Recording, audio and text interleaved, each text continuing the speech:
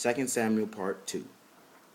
One day David watches a woman bathing from the rooftop of his palace. He summons the woman Bathsheba and has sex with her, and the woman becomes pregnant. Unable to disguise his indiscretion, David sends her husband Uriah to die on the battlefield. David marries Bathsheba, but Nathan confronts the king about his wrongdoings.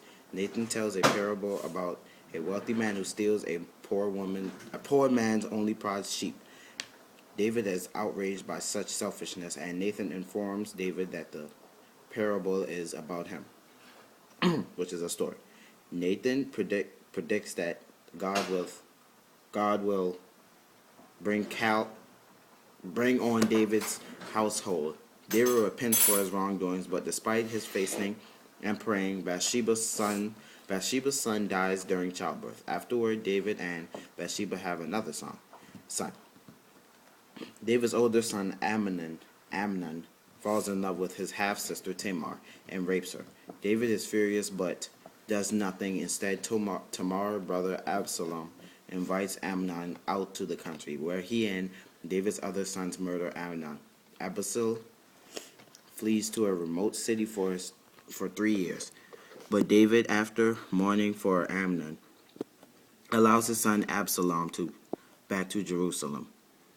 Absalom plots a conspiracy, forming an army and winning the hearts of the Israelite people through displays and warmth and kindness.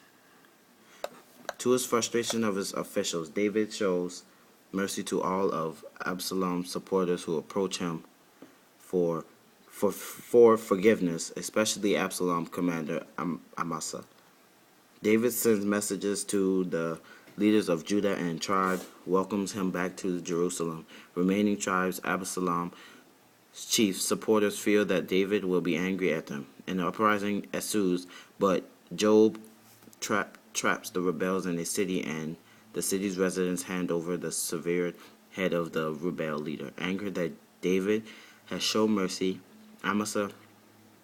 Joab stabs Amasa one day while pretending to greet him.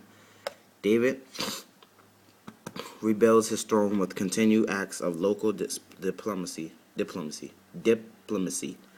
with military victories over the Philistines. He composes a song praising God as a loving and kind deliverer, and the narrator briefly recounts the feats of David's most famous fighting men.